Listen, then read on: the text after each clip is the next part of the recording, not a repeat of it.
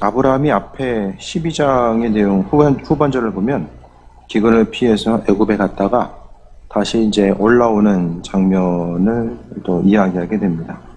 그러면서 13장 1절에 보니까 아브라함이 애굽에서 그와 아내와 모든 소유와 롯과 함께 네겝으로 올라오는, 네겝이라는 이제 광야죠.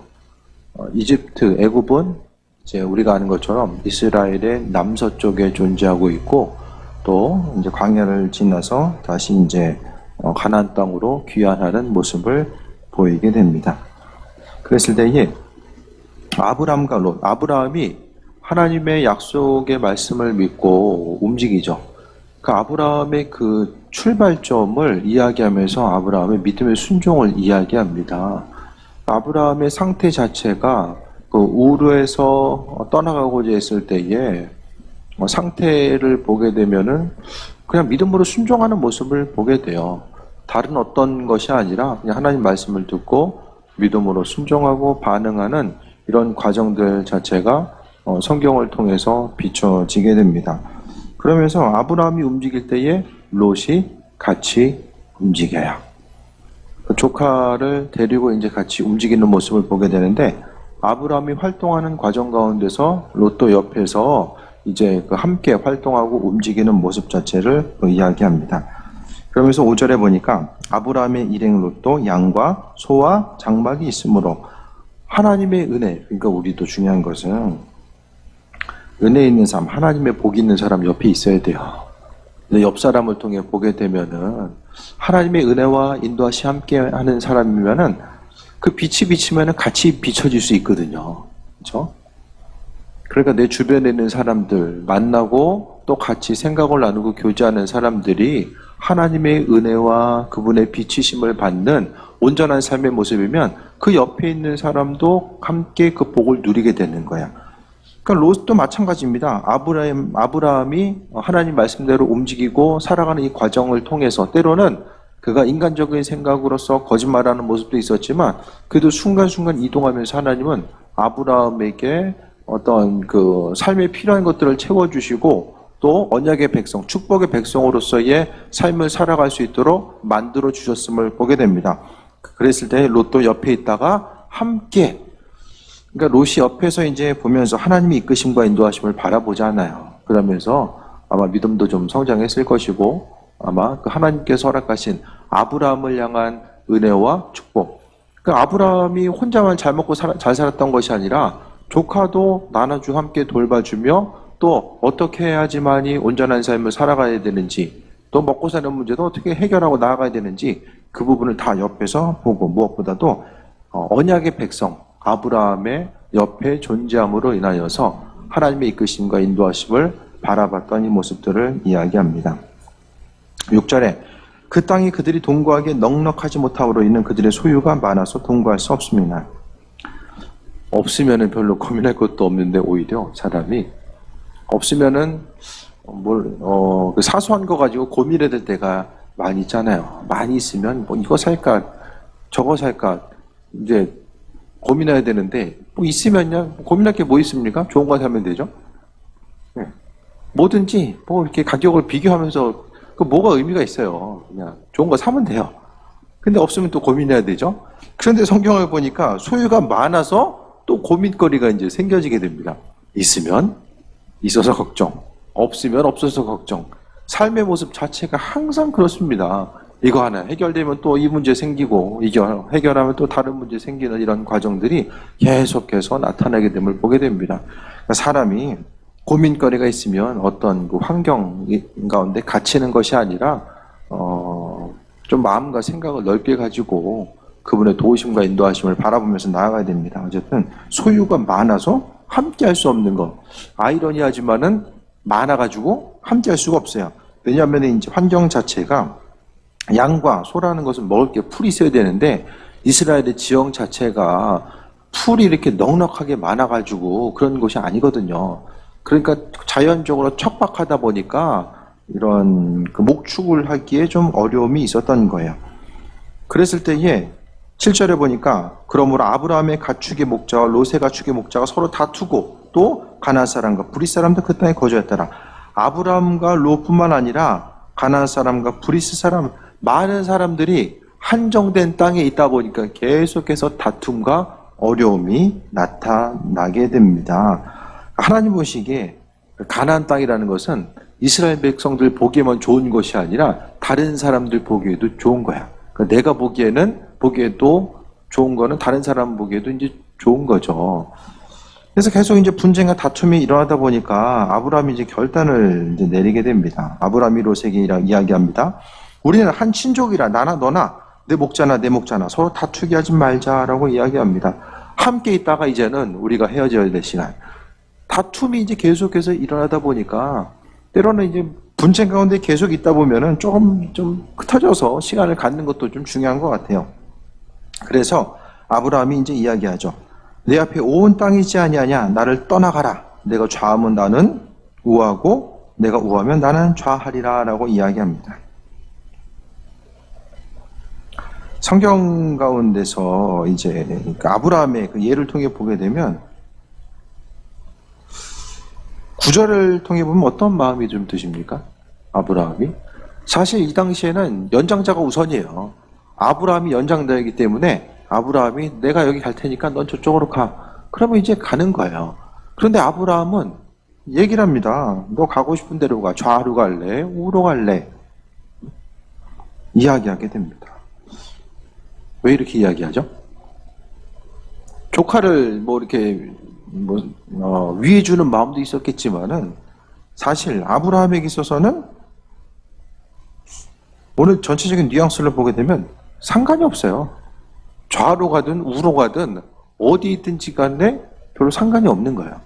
그러니까 아브라함의 모습을 보면 가나안 땅에 오기 전에 갈대아 우르에서 하란으로 옮겨지는 그 문명의 중심지 가운데 있다가 떠나가는 이런 과정들 가운데서 그가 이제 움직임을 통해서 부를 이루고 또 많은 소유를 이제 갖게 되는데 그 과정 자체가 이게 이제 그 애굽에서도 그렇고 아내를 누이라고 이제 속이는 이런 과정들 가운데서 순간순간 어려움이 있었지만 이 어려움을 통해서 그의 믿음이 성장했던 것으로 보여져요. 오늘 12장 후반절에 보면 10절, 12장 10절에 보면은 아브라함이 애굽에 거류하려고 그리로 내려갔으나 하나님께서 기근이 있었을 때에 하나님의 그 약속의 땅, 가나안 땅이 아니라 그냥 그 피해가지고 엄청나게 움직여서 애굽으로 가게 되죠. 근데 애굽 들어가는 거 하나님 원하는 것이 아니었거든요. 또 예언서를 통해 보게 되면 애굽으로 도움을 청하러 내려가는 자 화가 있다라고 말씀하셨어요. 다른 것 하나님께서는 피해서 움직일 것을 원하지 않았던 거예요. 하지만 아브라함은 당장 뭐 이렇게 척박하고 기근이 드니까 가나안 땅에 있으면 안 되겠다 해가지고 움직인 거잖아요. 그런데 이런 과정들을 봤을 때에 아브라함은 그가 이제 믿음 가운데 어떤 환란을 통해서 믿음이 성장해 나아가는 이런 과정들 자체가 있었던 것으로 보여지고 어떤 선택의 요소 가운데 있을 때에 우리는 항상 두 갈래 길이 있을 때에 이거 해야 될까 저거 해야 될까 어떻게 움직이고 행하는 것이 이제 나이가 들면 들수록 어떤 선택에 대해서 좀 조심하게 되잖아요. 근데 무엇을 선택할까에 대해서 생각할 수 있지만 아브라함은 오늘 본문을 통해서 이게 지금 되게 중요하잖아요. 목축지, 이제 근거지를 정해야 되는데 그 근거지는 삶의 터전이 되는 것이고 또 그것을 통해서 구체적으로 지금 딸린 식구들이 있고 식구들뿐만 아니라 먹여야 될 가축들이 있기 때문에 그 터전 자체를 아주 중요하게 생각해야 되고 그 터전을 확보하는 일에 대해서 아주 신중할 수밖에 없습니다. 그런데 아브라함의 예를 통해 보게 되면 어디로 가든지 별로 중요하지 않아요. 왼쪽 오른쪽 보고 너 가고 싶은 대로 가. 나는 반대로 갈게. 지금 롯을 향해서 그렇게 이야기하고 있어요. 이것이 바로 이제 그 아브라함은 생각하기를 부의 근원 자체 또 그가 인생 가운데 성경에서 이야기하는 축복을 소유함에 있어서 자신의 선택의 요소가 그리 중요한 것이 아니라는 사실을 그는 깨달았던 것 같아요. 하나님의 공급하심, 그 인도하심, 하나님과의 관계성 가운데서 그가 누릴 수 있는 삶은 하나님께서 함께 하시고 은혜로 베풀어 주신 그 삶의 여정 가운데서만 가능하다라는 사실을 그가 기억했던 것으로 보여집니다. 그래서 말씀을 통해서 신앙이나 이런 좀 마음의 여유가 있어줘야 될 것 같아요. 항상 어느 쪽으로 하든 내 마음의 여유가 없으면은 예의상 너 어느 쪽으로 하든지 그쪽으로 가, 난 이쪽으로 갈게. 예의상 한번 이렇게 권면할 수는 있겠지만은 마음이 얼마나 조마조마하겠어요. 그런데 아브라함의 얘는 마음에 여유가 있어요. 관계성 가운데서 마찬가지입니다. 사람들을 서로 대할 때도 마음의 여유. 그러니까 다른 사람을 향해서 나누고 베풀 수 있는 그 여유 자체도 어디서 옵니까? 하나님께서 내 인생 공급하시고 함께 하신다라는 그 마음의 중심이 있어야지만이 이와 같은 심적인 여유, 다른 사람을 향해서 넉넉함을 가지고 대할 수 있는 거예요. 그게 아니면 이거 한번 이거 잘못 선택하면은 이거 전체적인 것이 좀 망가질 수밖에 없는데 이런 생각을 가지고 마음의 조바심을 갖게 되면 아무것도 할 수 없는 거예요. 그래서 아브라함을 향해서 이 믿음의 사람들이 가져야 될 태도가 아닐까라는 생각을 해보게 됩니다. 무엇을 하든지 간에 여기로 가든 저기로 가든 중요한 것은 어떤 선택의 요소가 있을 때 굳이 뭐 하나를 고려하자면 어떤 것이 하나님과의 관계성 가운데서 내가 그분 원하시는 선택을 할 수 있을까? 또 그분 기뻐하시는 삶의 선택, 내가 어떤 것을 선택하는 것이 하나님 기뻐하신 일이 될까? 그분께 조금 더 가까운 삶을 살아갈 수 있을까? 그것에 대해서 고민하고 점검하는 거죠. 그래서 선택 요소가 있을 때 육신적으로 이득이 되는 그것보다는 내가 신앙적으로 이득이 되는 그것에 대해서 더 중심을 두고 살아가는 거예요. 그래서 어디로 가든지 간에 너 가고 싶은 대로 가라고 이야기하는 거. 하나님의 사람들은 이런 마음에 좀 여유가 있어야 된다는 것을 우리가 발견하게 됩니다. 10절에 이에 롯이 눈을 들어 요단 지역을 바라본 즉 소알까지 온 땅에 물이 넉넉하니 여호와께서 소돔과 고모라를 멸하기 전이었으므로 여호와의 동산 같고 애굽 땅과 같았더라. 여호와의 동산, 쉽게 말해서 이거 에덴 동산인 거예요. 에덴 동산. 애굽의 특징은 무엇입니까? 1년 내내 물이 마르지 않아요. 나일강이 1년 내내 마르지 않고 계속해서 흐르는 과정들을 보는 거죠. 그래서 물이 풍부하고 풍성했다라는 거예요. 롯은 마음에 여유가 없어요. 롯이 만약에 여유가 있었으면 뭐 얘기했겠죠. 삼촌 가고 싶은 대로 가고 그 다음에 남는데 저한테 주세요. 내가 가겠습니다. 그렇게 얘기했을 거야. 근데 롯은 마음이 여유가 없어요. 딱 눈을 들어 보니까 어떻습니까? 물이 넉넉한 거예요. 문명의 발상지의 핵심은 물이에요. 물 있어야지 사람이 살 수 있어요. 고대 그 문명의 발생지 또 여러 가지 그 사람이 이스라엘도 제가 말씀드리잖아요. 남쪽 끝이 브엘세바인데 브엘세바의 뜻은 그곳은 강수량이 사람이 살 수 있는 정도까지 거기까지 사람 거주할 수 있는 거예요. 그러니까 물이 사람이 필요한 그 적정 강수량이 채워지지 못하면은 그때부터 이제 네게브 광야가 지역이 되는 거예요. 마음이 여유가 없어요. 하나님의 이끄심과 인도하심보다는 오로지 물이 있느냐 없느냐. 물이 있다라는 것은 목처지가 있다라는 것이고 사람이 거주할 수 있는 것. 모든 환경과 그 여건 자체는 다 물을 통해서 이루어지게 됩니다. 그래서 이 물을 통해서 하나님 이끄심과 인도하심을 물이라는 것은 어떤 축복의 수단, 또 물이라는 것도 생명을 이야기하는 것. 척박한일수록 더욱더 물의 중요성은 강조되게 됩니다. 우리는 어떻습니까? 선택 요소가 있을 때에 하나님의 약속의 말씀을 통한 이 믿음의 자신감과 자존감을 가지고 어떤 걸 선택합니까? 아니면 여기가 물이 있나 없나? 물만 보십니까? 이거 할만한가? 목초지가 있고 이거 지금 식구들 건사할 만하고 가축도 이거 먹을 만한 곳인가 아닌가? 그것을 생각하십니까? 관점 자체가 다른 거예요. 중요시 여기는 거. 삶에 있어서의 기준 자체가. 그러니까 아브라함은 환경 가운데 어려움을 경험하다 보니까 순간순간 하나님이 그 얽혀져 있던 것들도 하나님이 알아서 푸시잖아요. 애굽의 바로 앞에 하나님께서 꿈과 환상을 통해서 나타나셔서 묶여있는 것이 풀어지게 되는 이런 과정들. 그러니까 삶에 있어서의 생사화복이 하나님의 주권 가운데 있다는 사실에 대한 그 마음의 넉넉함이 있으니까 조카에게 양보한 것이고 이 조카는 하지만 눈을 들어 물을 본 거예요. 물. 그것을 보니까 이제는 좋아 보인 거예요. 그래서 오늘 본문 가운데서는 얼마나 좋았길래 에덴 동산 같고 또 애굽 땅과 같았다. 물이 마르지 않는 거. 요단강이 지금은 요단강이 이제 많이 좀 줄어들어서 지금 보면 이제 거의 물이 마르지 않은 지금 많이 좁아져서 예수님 그 세례터 보면은 거기도 이제 요단강이거든요. 그럼 뭐 요 정도예요, 요 정도. 물이 없어요, 별로. 무기 때는 제가 안 가봐서 모르겠지만은 무기 때는 더 있겠지만은 뭐 가보면은 얼마 이렇게 되지 않아요. 그래서 이제 요단 동편은 지금 요르단이고 이쪽은 이스라엘이거든요. 그럼 국경이에요. 서로 군인들 상대편에 있는데 되게 이제 물이 이제 말라가지고 얼마 안 되는 거죠. 하지만 이때는 물이 좀 많았던 것 같아요. 그래서 오늘 그러니까 롯은 보이는 것을 보면서 간 거예요. 인생을 살아감에 있어서 보이는 것의 특징은 뭐죠? 허상일 경우가 많이 있어요. 눈에 보여도 사라지는 허상들. 그러니까 믿음으로 살아간다라는 것이 이게 정말 안 보이기 때문에 허상처럼 보여도 믿음으로 살아가는 것이 실상이고 또 보여지는 것 자체가 물 자체가 있으니까 이게 생명의 젖줄기구나 그렇게 생각할지 모르겠지만은 그것이 오히려 허상으로서 사람을 죽이는 요소로서 다가올 수 있다라는 거예요. 그런데 보니까 여호와께서 소돔과 고모라를 멸하시기 전이었으므로 나중에는 그곳이 어디 됩니까? 지옥 되죠, 지옥. 물이 있는 그곳. 이전에 생명으로 봤었던 거 에덴 동산이었는데 예전에 봤을 땐 에덴 동산이었었는데 나중에 보니까 어떻습니까? 그것이 이제 지옥이 되는 거예요. 그래서 나중에 이제 롯이 있음으로 인하여서 참담한 결과들이 나타나게 되잖아요. 11절에 그러므로 롯이 요단 온 지역을 택하고 동으로 옮기니 그들이 서로 떠난지라.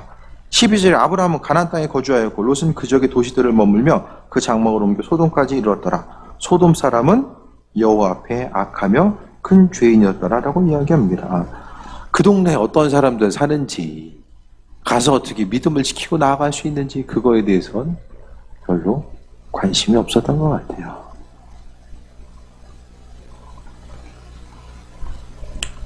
롯이 이제 나중에 어떻게 됩니까? 하나님의 그 심판의 예언이 있을 때에 어떻게 됩니까? 고난과 어려움을 경험하게 되고 나중에 사위들한테는 얘기했더니 그냥 심판을 얘기했더니 농담으로 여기다가 가족 구성원 자체가 심각한 어려움을 또 경험하게 되는 하나님의 축복의 백성 아브라함 옆에 있을 때는 그 축복의 사람으로서의 온전한 삶을 살았는데 눈에 보이는 허상 따라가다가 어떻게 됩니까? 두 딸하고 술 취해 있을 때 동침함으로 인하여서 거기서 이제 어떻게 됩니까?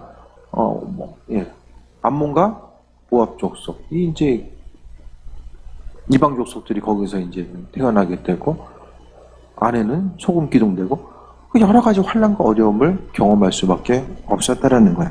항상 우린 조심해야 돼. 보여지는 거. 사람이 속는 것은 보여지는 것 때문에 속거든요. 항상 그럴듯해 보이는 것, 그러니까 내가 그럴듯해 보이는 건 다른 사람도 그럴듯해 보이거든요. 그걸 항상 기억해야 돼요. 내가 보는 것을 다른 사람들이 못 알아보는 경우는 우리의 생각만큼 많지 않아요. 내가 보는 거 다른 사람은 못 보겠지 하다 이게 사기당하는 거예요. 우리가 잊지 말아야 될 것은 항상 하지만 특별한 경우죠. 이제 하나님이 이끄심과 인도하심 그분의 시야를 통해 보게 되면 그 밭에 감추어진 보화처럼 우리가 발견할 수 있는 그 은혜 겉으로 보기에는 아무것도 아닌 것 같은데 하나님께서 허락하신 지혜와 인도하심과 은혜를 주셨을 때는 이 감추어졌던 것이 드러나게 되고 그것을 통해서 하나님의 백성으로서의 삶을 이 살아가게 하는 그 은혜를 경험하게 된다는 것을 우리가 발견하게 됩니다. 소돔은 여호와 앞에 악하며 큰 죄인이었다라고 이제 성경은 이야기하고 그 다음에 이제 하나님께서는 하지만은 아브라함에게 그러니까 어떻게 보면은 조카에게 양보한 것 자체가 그에게 있어서의 어떻게 생각하면 믿음의 표현인 거예요. 뭐 너에게는 뭐 하나님 함께 하시면 된다. 물이 안 보여도 그냥 하나님 함께 하시면 된다라는 이 믿음의 표현인 거죠. 그것을 통해서 뒤에 보니까 14절 좀 계속해서 봅니다. 롯이 아브라함을 떠난 후에 여호와께서 아브라함에게 이르시되 너는 눈을 들어 너 있는 곳에서 북쪽과 남쪽 그리고 동쪽과 서쪽을 보라. 동서남북 다 보내는 거예요. 보이는 땅을 내가 너와 내 자손에게 주리니 영원히 이르리라. 아니 어떻게 생각하면은 그 조카한테 이야기하기 전에 이거 땅 나눠야 되는데 그 생각을 가졌을 때 하나님께서 만나 주셔서 너 보고서 원하는 대로 가 이렇게 이야기할 수도 있잖아요. 근데 오늘 본문은 롯하고 이제 그 정리가 끝난 거예요. 끝난 이후에 이거 어디로 갈까라고 하는 그 순간에 하나님께서 만나주셔서 둘러보고 나서 너 원하는 대로 가라. 동서남북을 바라보고 원하는 대로 가라는 거예요. 왜? 하나님께서 직접적으로 어디로 가라고 이야기하기보다는 원하는 거. 왜 그것을 그럼 어디로 가든지 그게 중요한 게 아니었기 때문에 지금 말씀하는 거죠. 하나님이 야 여기 아주 털을 내가 잘 봐놨다. 여기 좋은 땅이다. 이쪽으로 가라라고 말씀하지 아니하시고 너 원하는 대로 가라 라고 말씀하고 있어요. 그러면서 하나님께서 15절에 땅을 약속하시고 16절에 자손을 약속하세요. 내가 내 자손이 땅에 티끌같이 하리니 사람이 땅에 티끌을 등이 셀 수 있을진데 내 자손도 세리라 라고 이야기합니다. 자녀의 복, 자손의 복을 허락하신다라고 말씀하고 있습니다. 그러면서 17절에 너는 일어나 그 땅을 종과 횡으로 두루 다녀보라. 내가 그것을 내게 주리라. 이게 축복이에요. 발로 밟는 땅을 하나님께서 주신다라는 거죠. 두루 보고서 원하는 곳에 정착해라. 하나님께서 꼭 요거 정해놓고 나서 이거 아니면 안 된다. 하나님 마음에 합한 삶을 살아가면요. 하나님이 우리의 선택을 존중해 주세요. 날마다 하나님 A로 갈까요? B로 갈까요? 눈물로 기도하지 않아도 A로 가든 거기서 하나님께서 맞춰서 인도하시고 B로 가더라도 거기서 하나님께서 하나님의 방법대로 이루신다라는 그 기대함과 소망과 믿음의 자존감이 있어야죠. 아 이거 내가 한 번 실패하면 이거 삐끗하면 정말 회복이 어려운데 그러면서 계속해서 인간적으로 생각할 것이 아니라 말씀을 통해서 종과 횡으로 계속해서 보라는 거예요.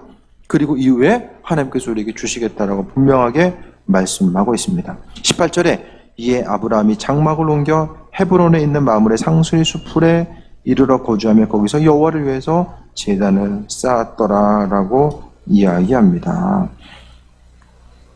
그 헤브론이라는 것은 이제 지난번에 헤브론을 다녀왔는데요.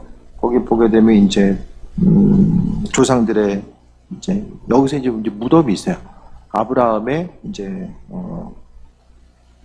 가족들 연관된 이제 무덤들이 이제 지금도 가묘로 존재하는 거죠. 헤브론은 하나님의 약속 가운데서 아주 중요한 땅으로서 지금도 이스라엘 민족들에게 인식되고 있습니다.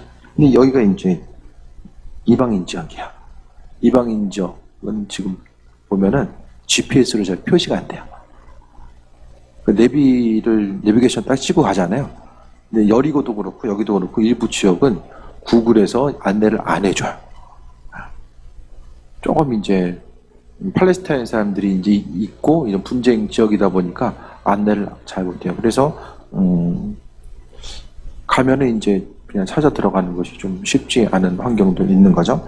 어쨌든 예전에 보게 되면 하나님께서 이와 같은 인도하심. 그래서 다른 것보다도 하나님께서 약속을 땅과 자손에 대해서 말씀하시고 이게 14절부터 18절의 내용 자체가 상당한 하나님의 약속과 축복의 말씀입니다.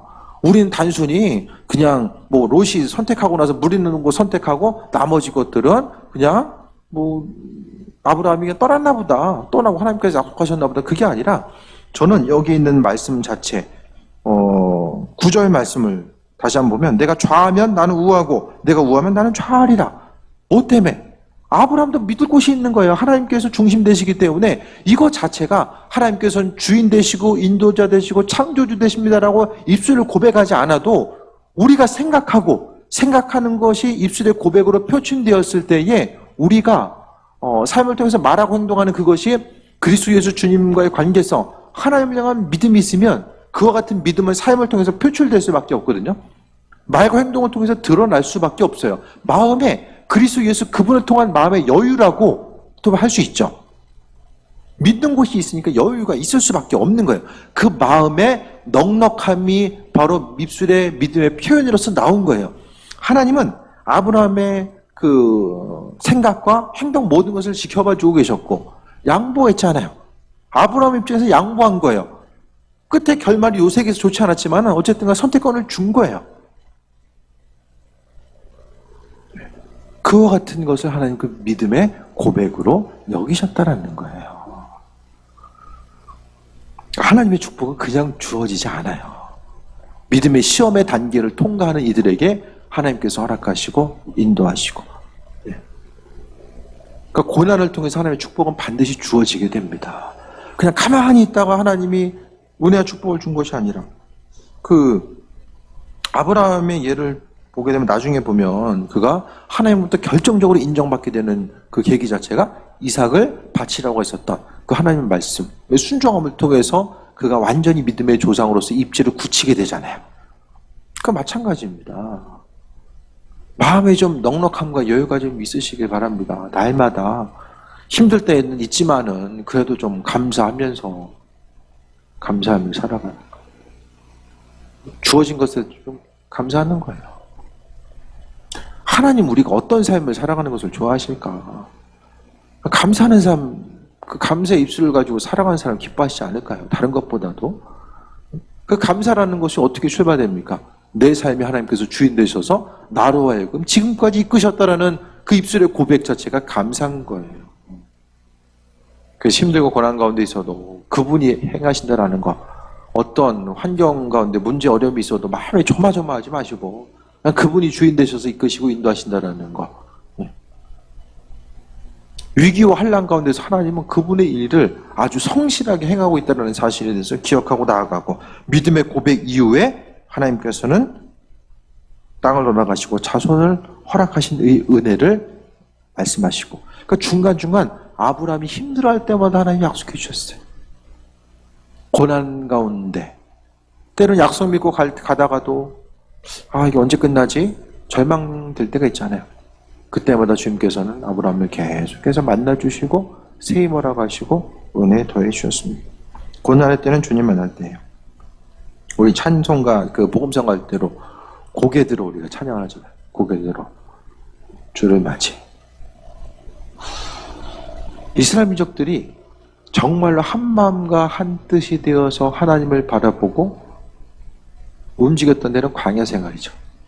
중앙에 성막이 있고 각 지파별로 세 지파씩 동서남북에 있어서 움직이고, 예배 드리러 갈 때는 성막을 중심으로 해서 모여서 예배 드리고, 하나의 신앙 공동체, 예배 공동체, 하나의 말씀과 법이 살아있고 그것을 통해서 벗어나지 않고 그 은혜 가운데 거했던 것이 광야 생활이거든요.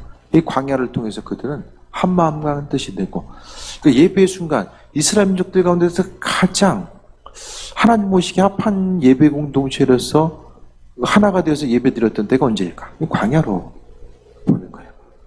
솔로몬 성전이 지어졌을 때 그때가 아니라 저는 광야로 봐요. 공동체를 벗어나면 다 죽는 거예요. 그 당시에 광야에서 어떻게 살아남아요? 하나님의 보호하심과 인도하심의 손길을 벗어나면 죽는 거예요. 하지만 하나님과 함께하는 삶을 통해서 그들은 승리하는 삶을 살게 되고, 영성이 살아있고 믿음이 살아있으며 하나님의 주권 되심, 예배 자체가 형식이 아니라 정말로 만나 매출하기로 날마다 그 세밀한 손길을 함께 하시는 그분을 바라보면서 고개 들어 주님을 찬양하고 예배할 수밖에 없었던 공동체, 고난을 통해서 그들은 더욱더 굳건해지는 이런 과정들을 경험하게 됩니다.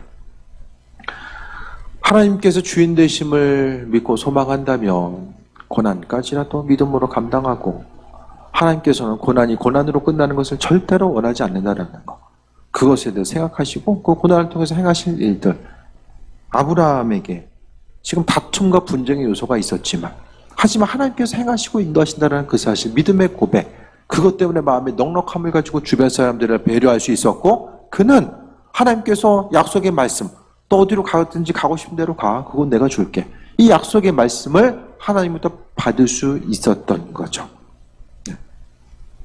그 마음의 넉넉함, 어떻게? 아버지께서 주인 되심을 고백하는 사람들에게만 가능한 거예요. 앞으로 미래를 생각하면서 이거 분쟁과 다툼이 있는데 이거 내가 어디로 가야 되지? 물 더 나오는데 강수량 따져가지고 이거 어디가 더 좋지?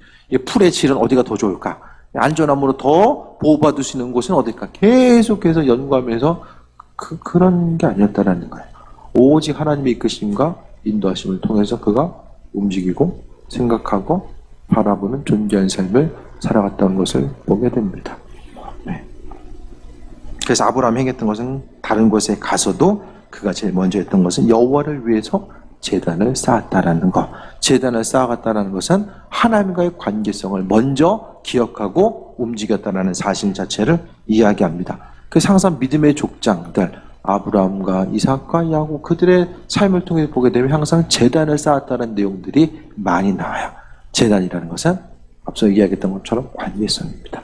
하나님과의 관계성 가운데 그분의 인도하심과 예배하심을 통해서 내가 믿음으로 하나님 보시기에 합한 자로서의 삶을 살고 있음을 고백할 수 있으면 이것저것 너무 그냥 신경 쓰지 않아도 하나님께서 이끄시고 인도하심을 통해 살아가게 됩니다. 그분께 맡기고 살아가는 거죠. 그래서 우리가 무엇을 선택해야 될까?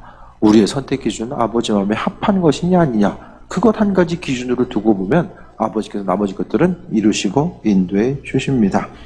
그래서 말씀을 통해서 항상 보호하시고 인도하신 하나님의 은혜와 역사, 예비하심을 날마다 돌아보는 존귀한 삶 되시길 축원드립니다.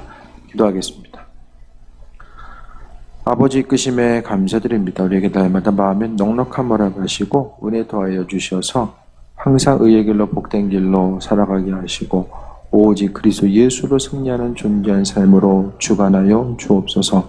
아버지 주인 되시니 영광 받으시고 모든 순간순간마다 항상 그리스도 예수 주님 잊지 않게 하여 주시며 아버지 하나님 주님으로 인한 마음의 기쁨과 여유와 넉넉함이 날마다 있게 하여 주옵소서. 크신 사랑에 감사드리며 예수님의 이름으로 기도드립니다. 아멘.